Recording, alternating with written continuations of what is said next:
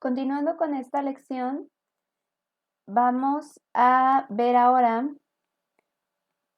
el método de mallas y de corrientes de Kirchhoff. En el video pasado vimos el método de nodos y de corrientes de Kirchhoff. Bueno, entonces vamos a empezar con el método de mallas. Este método también va a ser para dar solución a casi cualquier circuito eléctrico y pues precisamente nos vamos a apoyar de la ley de tensiones de Kirchhoff.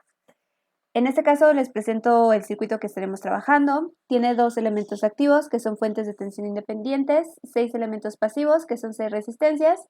Aquí podemos ver la tensión de las fuentes y el valor de las resistencias. Todas son de valor de 1. El primer paso para el método de mallas es identificar el número de mallas. En este caso, a lo mejor en nodos es un poquito más intuitivo. Suele haber muchas veces confusión o una definición un poquito incompleta de lo que es una malla. Una malla va a ser una trayectoria cerrada, pero esa trayectoria cerrada no debe tener otras trayectorias cerradas en su interior para poder llamarse malla. Por ejemplo, esta que marcamos aquí en azul. Es una trayectoria cerrada. Recuerden, trayectoria cerrada es que yo parto de un punto y a través de pasar por los elementos electrónicos puedo llegar al mismo punto de partida. Es trayectoria cerrada entonces y a la vez no contiene otras trayectorias cerradas en su interior. En este caso, esta que marco aquí también en lila, puedo iniciar de cualquier punto, la sigo y regreso al mismo punto pasando a través de elementos electrónicos y en su interior, es decir, en esta área de aquí, no tiene ningún otra trayectoria cerrada. Pero ¿qué pasa con esta que estoy marcando aquí? Bueno, también parto de un punto inicial, paso a través de elementos electrónicos y puedo regresar al mismo punto, pero en este caso sí tiene en su interior, es decir, en esta área, una trayectoria cerrada. ¿Cuál? Precisamente la banda que habíamos, o lila que habíamos marcado hace rato. Entonces, aquí no podría, o no, esto no sería una malla y no la utilizaría para el método. Ojo, ¿puedo aplicar en esta trayectoria ley de tensiones de Kirchhoff? Por supuesto que sí, pero no cuando se trata de llevar los pasos del método de mallas, ¿ok? ¿A qué voy? A que la ley de tensiones de Kirchhoff no solo se aplica en mallas, la ley de tensiones de Kirchhoff se aplica en cualquier trayectoria, ajá, y ni siquiera necesita ser cerrada, pero sí que para yo llevar a cabo el método de mallas debo aplicar ley de tensión de Kirchhoff solo en mallas, en trayectorias cerradas que no contengan otras trayectorias cerradas en su interior. Ahora, esta de aquí, podemos partir de cualquier punto, por ejemplo aquí, y en efecto se cumple que es trayectoria cerrada y en su interior no tiene otras trayectorias cerradas. Entonces esta sería una tercera malla y esta de aquí. Esta usualmente cuando resolvemos sistemas a través de, circuitos a través de ley de tensión y de corrientes de Kirchhoff, bueno, suele pasar que toman la malla exterior o que dicen, ah, sí, esta también es una cuarta malla. No, no es una cuarta malla. ¿Por qué? Porque tiene otras tres trayectorias cerradas en su interior. Entonces sí es trayectoria cerrada, pero no es una malla, o sea, no se define como malla. Entonces, para método de mallas, no aplicaría. ¿Puedo resolver con ley de tensiones y corrientes de Kirchhoff eh, cualquier circuito? Sí. O sea, seguramente ya lo han hecho y han utilizado esta trayectoria como han aplicado en esta trayectoria ley de tensiones de Kirchhoff y han sacado una ecuación. Pero el método de mallas pretende mostrarles una serie de pasos ordenados para que luego no tengan muchísimas cantidades de ecuaciones, incluso a veces más de las que necesitan, y no sepan ni siquiera por dónde empezar a sustituir, ¿no? Nodos y mallas es lo que les solucionen eso. O sea, ya lo que usa ya lo saben, que son ley de tensiones y de corrientes de Kirchhoff. Pero aquí les está dando los pasitos ordenados para que no tengan, o más bien para que tengan la seguridad de que están utilizando las ecuaciones más adecuadas. Bueno, entonces esto no es una malla. Esto, pues no está, espero que sea obvio, no está por demás decirlo, tampoco es una malla porque no es una trayectoria cerrada. Y esto, aunque pudiera parecerlo, tampoco es una malla. ¿Por qué? Porque si se dieron cuenta, partí de aquí, hice esta trayectoria, bajé, volví a subir y sí que llego al mismo punto, pero como volví a cruzar por este tramo que ya había cruzado en un inicio, el tener que recruzar para llegar a mi punto de inicio hace que esto ya tampoco cuente como una malla, ¿ok? Entonces ahí, ojo. En conclusión, para mi primer paso he encontrado hasta ahorita 3 mallas. Cabe decir que en el método de mallas voy a tener o obtener tantas ecuaciones como mallas tenga en mi circuito. También, no lo dije en aquel momento, pero quiero que intenten ahorita reflexionar. En el método de nodos también hay una relación entre nodos y cantidad de ecuaciones. No es exactamente similar a esta, tiene ahí una modificación, pero también el número de ecuaciones que obtenemos tiene que ver con el número de nodos. Ok, entonces, segundo paso, indicar las corrientes de malla. Las corrientes de malla van a ser como una herramienta visual que nos va a ayudar a aplicar de forma más fácil la ley de tensiones de Kirchhoff. ¿Por qué hago esta distinción de que es una herramienta más que propiamente una corriente, aunque se llame corriente de malla?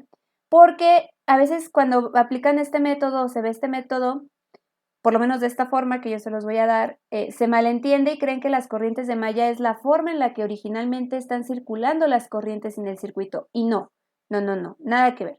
Al final veremos una imagen de cómo están circulando realmente las corrientes. Como las voy a colocar ahorita, repito, es solo una herramienta visual para poder desarrollar el método de forma más fácil. O bueno, a mí me parece de forma más fácil. Entonces, bueno, las corrientes de malla siempre se van a marcar. Va a ser voy a tener tantas corrientes de malla como número de mallas. Se marcan en el interior de la malla y se marcan como una flecha que gira en sentido horario. Y debo de marcar una para cada malla. En este caso, si tengo 3 mallas, pues voy a tener 3 corrientes de malla. El azul la había nombrado mi malla A, entonces va a ser mi corriente de malla A, mi corriente de malla B y mi corriente de malla C. Como tercer paso, debo aplicar ley de tensiones de Kirchhoff a cada malla. Y aquí hay una serie de subpasos, pero pues el principal es esto, aplicar leyes de tensión de Kirchhoff a cada malla. Recordando rápidamente que nos dice la ley de tensión de Kirchhoff que la suma de las tensiones en una trayectoria van a ser o deben ser siempre igual a 0. Y eso tiene que ver, si se acuerdan, con uno de los primeros videos, lo que es la conservación de la carga o lo que vimos como la conservación de la carga. ¿Qué significa eso? Que la suma de potenciales o de potencias en una trayectoria cerrada nos va a dar siempre igual a 0. Es decir, te entrego tanta energía como la que estoy absorbiendo. Y esta ley de tensión de Kirchhoff, de hecho, está relacionado con eso. Lo que te está diciendo es la cantidad de elementos que tengas que te entregan energía menos la cantidad de elementos que tengas que te absorben energía va a ser siempre igual a 0. ¿No? Entonces, también tiene que ver con la conservación de energía como la ley de corrientes de Kirchhoff, ¿no? Todo esto es una traducción de esa ley de conservación de energía, pero pues aplicado a circuitos. Bueno, entonces vamos a aplicar esta ley. Para comenzar a aplicarla, debo indicar las tensiones según las corrientes de malla. ¿A qué me refiero con indicar las tensiones? No significa asignarles una magnitud, es decir, 5 volts, 3 volts, 2 volts, porque eso no lo conozco. Me refiero a indicar mis terminales de mayor y menor potencial en cada elemento, así como pues nombrar, ¿no? Decir que la tensión en resistencia 1 va a ser V1, etcétera, pero sobre todo los signos de la tensión. Cabe mencionar que para las fuentes pues ya están indicadas, en este caso son fuentes de tensión y las fuentes de tensión siempre nos indican sus terminales de mayor y de menor potencial, ya tienen sus símbolos, ¿no? Y asimismo su magnitud de tensión. Bueno, entonces, ¿por qué dice que las debo indicar de acuerdo a la corriente de malla? Porque yo voy a usar la dirección de esta corriente de malla y apoyarme de la convención de signos pasiva para aplicar o más bien determinar en todas las resistencias cómo van sus signos de polaridad de tensión. Entonces, voy a suponer que esa corriente está girando en sentido horario y de acuerdo a cómo esté entrando en cada una de las resistencias es donde yo marcaría su terminal de mayor potencial. Estarán de acuerdo que si gira en el sentido que yo les estaba indicando, al entrar en R1, esta terminaría siendo su terminal de mayor potencial, entra por este costado en R3 y por lo tanto esta sería su terminal de mayor potencial. Ahora, algo importante, digamos que una vez que ya determiné para una resistencia cómo va a ser más bien cuáles van a ser su terminal de mayor y menor potencial respectivamente, ya no se puede alterar. Una vez que digamos es nombrada a través de una corriente de malla, ya la tengo que dejar así. ¿Por qué? Porque vean, en este ejemplo, si yo observo cómo está comportándose la corriente de malla B, pues de nuevo está cruzando por R3. Y si siguiéramos la convención de signos pasivos, pero ahora con la corriente de malla B, para R3, pues tendría que cambiar de posición los signos para que siguiera la convención de signos pasiva. Pero en este caso ya no aplica, porque en un paso anterior yo ya había indicado estos símbolos, estos signos para la tensión en R3, entonces así como quedaron. Y puedo seguir utilizando más bien voy a seguir utilizando el resto de mis corrientes de malla, pero este ya no se va a ver alterado. Una vez que lo nombro ya no se altera. Ok, pero lo que sí se va a alterar va a ser, más bien la que sí debo nombrar es R2, R5 y R4. De acuerdo a cómo giró la flecha, la corriente estaría entrando por esta terminal, en el caso de R5 por esta terminal, y en el caso de R4 por esta terminal. Entonces, siguiendo convención de signos pasiva, estas serían sus terminales de mayor potencial. La última corriente, que sería IC. De nuevo, IC, si estuviera moviéndose en este sentido de las manecillas del reloj, también pasaría, por supuesto, por la fuente de DB2, por R4, por R5, pero ya están nombradas, ya no se cambia. La única que no está nombrada es R6, entonces la corriente estaría entrando por esta terminal, de tal forma que la convención de signos pasiva dicta que su tensión tendrá esta polaridad. Lo que sigue, bueno, recuerden, ¿no? Lo que sigue estamos en aplicar ley de tensión de Kirchhoff, pero bueno, dentro de ese paso lo que tenemos que hacer ahora es en cada malla aplicar ley de tensiones de Kirchhoff. Entonces, ley de tensiones de Kirchhoff en malla A, escojo un punto de inicio para comenzar a aplicar, a hacer, digamos, esa suma de tensiones.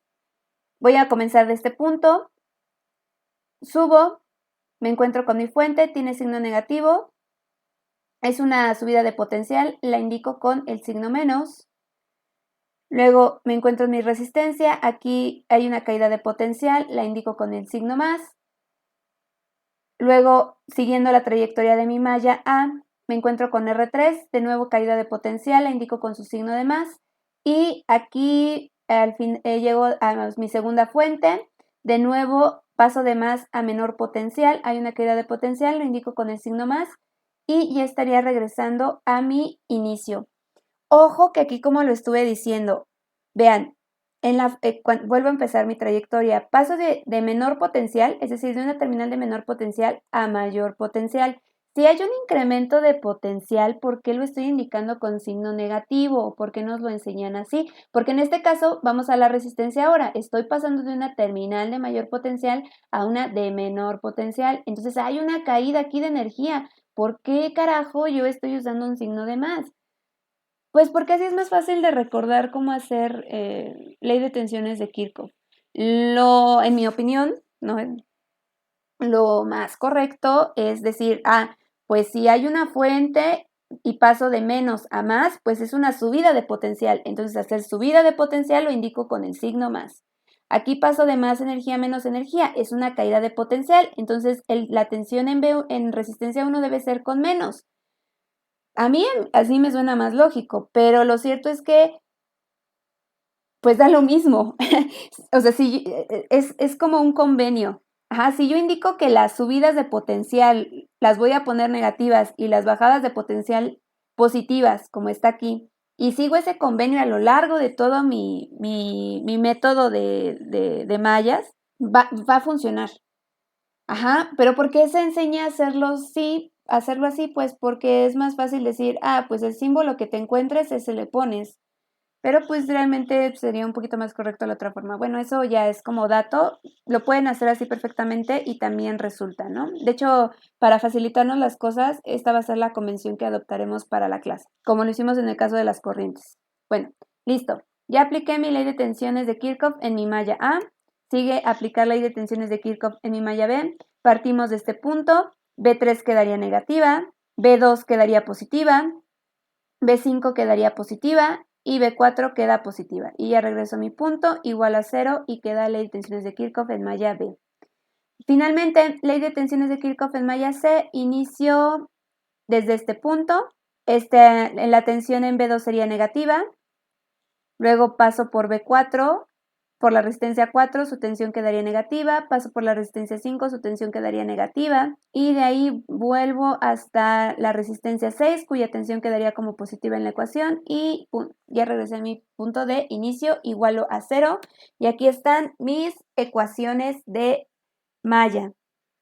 Lo que quedamos, tengo 3 mallas, voy a obtener 3 ecuaciones y así ya no me revuelvo con, ahora qué hago con todas las ecuaciones que saqué de todas las trayectorias cerradas y de todas las ecuaciones que tengo de mis nodos de leyes de corriente de Kirchhoff, ¿no? Aquí este método te lo simplifica un poco. Bueno, pero de nuevo no es un sistema cuadrado, si se dan cuenta, porque si bien B1 y B2 son dato, tengo un total de 6 incógnitas, que son las tensiones de R1 hasta R6, y solo tengo 3 ecuaciones. Entonces, de nuevo, lo que vamos a hacer en el método es hacer un cambio de variable para reducir el número de incógnitas y formar un sistema cuadrado. Para hacer ese cambio de variable, lo que debo hacer es escribir cada una de las tensiones que son incógnitas en términos de las corrientes de malla.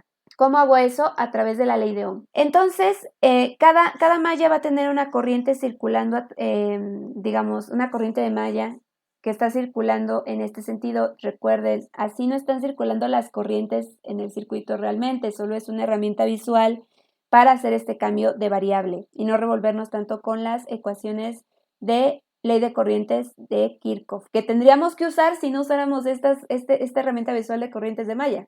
Lo que seguiría sería empezar a aplicar aquí ley de corrientes de Kirchhoff y luego ver cómo las uno, etcétera. Pero haciendo esta herramienta visual se facilita un poquito eso. Pero repito, esta no es la corriente que realmente está circulando por mi circuito. ¿Ok?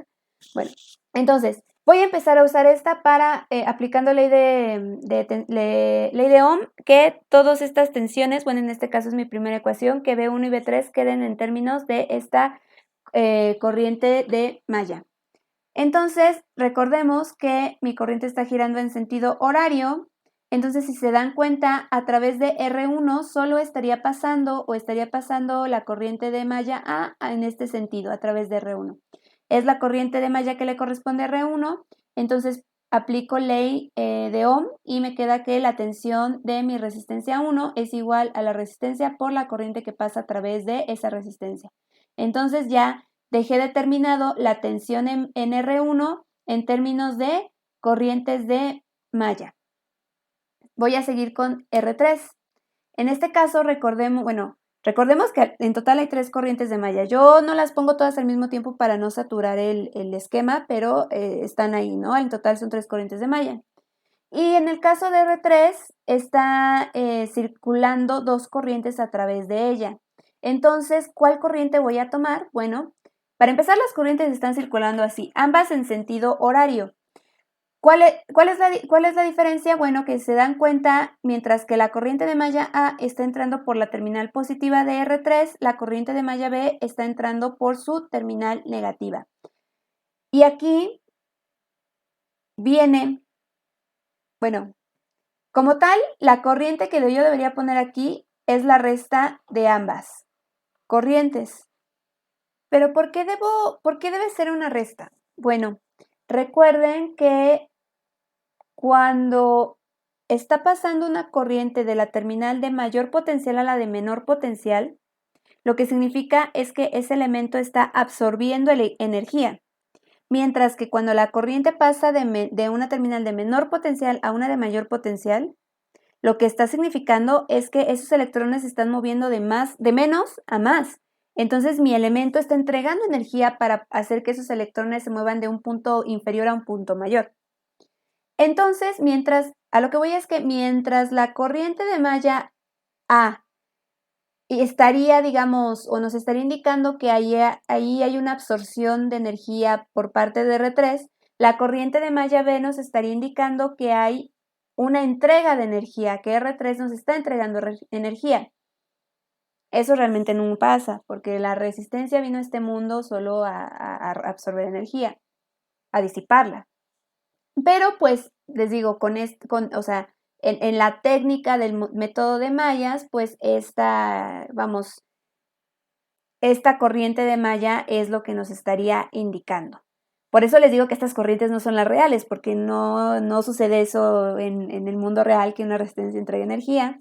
Pero bueno, nos sirve para hacer esta visualización y por eso es que cuando nosotros escribimos, mejor dicho, la corriente de R3, va a ser la resta de estas dos corrientes que nos está indicando esos dos ejemplos, que con la azul estamos indicando que hay una absorción de energía, mientras que la otra debe ser con signo negativo porque está indicando una entrega de energía. Por eso es la resta de ambas. Bueno, de ahora en más, esa explicación la daremos por sentado y cuando por una resistencia crucen dos corrientes a la vez, lo que va a resultar es que la corriente que esté circulando por ahí va a ser la resta de esas dos corrientes de malla que circulen. Lo vamos a ver con R5 y R4. Bueno, entonces ya finalmente para mi primer ecuación de tensiones de Kirchhoff, tenía que sustituir B1 y B3 en términos de las corrientes de malla. Aquí ya tengo expresado B1 y B3 en términos de las corrientes de malla, lo sustituyo en mi ecuación y me queda de esta forma. También sustituí de una vez los valores de la tensión de la fuente 1 y de la fuente 2. Continúo con mi segunda ecuación. En este caso, tengo que poner B3, ya lo puse en términos de corrientes de malla, tengo que poner B2, B5 y B4 en términos de corrientes de malla. B2 es más sencilla de ver, por B2 solo está circulando mi corriente de malla B, entonces su ley de Ohm aplicada queda así. Por B5, recordemos que también está circulando la corriente de malla IC, entonces algo similar como nos sucedió con R3. Para la tensión en R5 sería que esa tensión es igual a R5 por la corriente total, bueno, por la corriente que en ese momento está circulando a través de ella, que sería IB menos IC. ¿Por qué IB positiva? Porque entra por la terminal positiva. ¿Por qué IC negativa? Porque entra por su terminal negativa. Y finalmente para la resistencia 4, algo muy similar. Así quedaría ya con estos términos sustituidos en esta ecuación. Nos queda así la ecuación. Y finalmente para la ley de tensiones de Kirchhoff aplicada a la malla C, yo ya conozco esta tensión, B4 lo acabo de definir, B5 también lo acabo de definir en el anterior. El único que queda expresar en términos de corrientes de malla es B6 y simplemente por la resistencia R6 está pasando únicamente la corriente de malla IC, entonces así quedaría aplicada su ley de Ohm. Y bueno, aquí ya en la siguiente imagen voy a sustituir ya los valores para todas las tensiones. Aquí quedaría sustituido el valor que nos están dando por dato de la fuente B2. Aquí este sería B4, B5 y B6. Y aquí nos quedan nuestras tres ecuaciones. Y ahora sí, si lo revisan, es un sistema cuadrado 3×3. Tres ecuaciones, tres incógnitas. ¿Cuáles son mis incógnitas? A1, corriente de malla A, corriente de malla B y corriente de malla C. De nuevo, resuelvo por el método que más a ustedes les acomode y me va a dar que las corrientes de malla van a tener estos valores en amperes.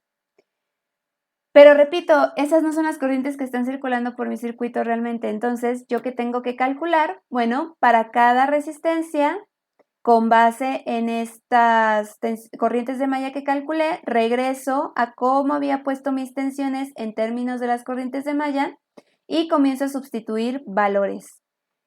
Y, por ejemplo, aquí sustituyo el valor de la corriente de malla A. Recordemos que todas las resistencias valen 1 ohm, entonces aquí me quedarían definidas mis corrientes.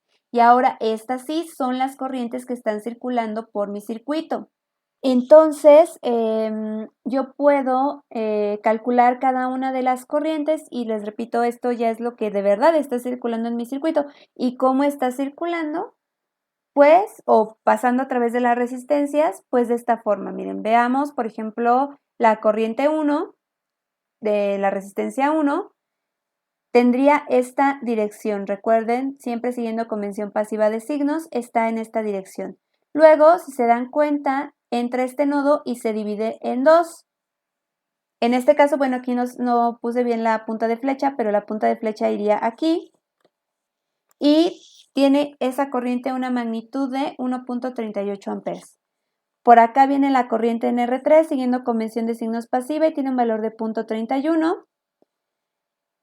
Aquí la corriente de R4 con un valor de menos 54 amperios en esta dirección. Si yo hago cambio de dirección de corriente y también cambio los signos de mi tensión, esta tensión la podría poner como positiva. Por acá está cómo circularía la corriente I6 y esta tiene un valor positivo de 1.98 y vean, aunque ahorita no lo tenemos como dato, yo sé que de esta fuente también está surgiendo una corriente, la cual llamé I2, I mayúscula 2, y sé que va a entrar a este nodo y se va a dividir. Bueno, en este caso, yo podría, por ley de corrientes de Kirchhoff, decir que I2 es igual a menos I3 menos I4. Hagan la ecuación, porque recuerden que dijimos que todo lo que entrara a un nodo se iba a sumar. Bueno, en este nodo todas las tres están entrando, entonces sería I2 más I3 más I4 igual a 0. Si yo quiero obtener I2, quedaría I2 es igual a menos I3 menos I4. Entonces habría que restar estas dos. Y aquí, dato curioso con R4, vean, si te dan cuenta, todas las corrientes están entrando y nada está saliendo. ¿Qué significaría ahí? Pues, ¿qué onda, no? Si toda la energía está entrando, ¿qué está pasando? ¿Por qué no sale? Bueno, lo que pasa es que sí sale y nos lo está indicando aquí que I4 es la que sale realmente. Por eso salió negativa. Yo podría indicar o cambiar su dirección para que salga de este nodo. Si yo cambio tanto el signo de su magnitud como pues la dirección de su flecha y la posición de los signos de su tensión, ¿no? Entonces, ese es el tipo de cositas que después de que uno resuelve, bueno, si al principio uno supone cosas y ya luego se da cuenta de que pues para que siga la ley básica de conservación de energía, pues tendremos que alterar algunas direcciones de corriente, ¿no? Pero bueno, el caso es que ahora sí, estas son cómo están circulando las corrientes a lo largo de todo mi circuito para cada elemento.